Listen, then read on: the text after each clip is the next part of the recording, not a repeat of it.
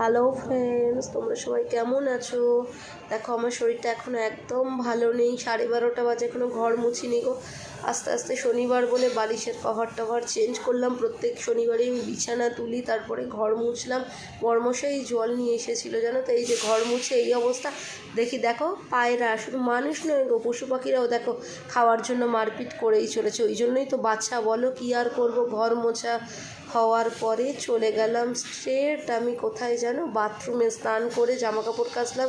শনিবার মানেই চিরুনি পরিষ্কার করলাম। বাপ মেয়েকে পকাচ্ছে, টানতে টানতে নিয়ে বেরোলো, রেস্টুরেন্টে নিয়ে গেল। বারাসাতেরই কোনো একটা নামকরা রেস্টুরেন্ট।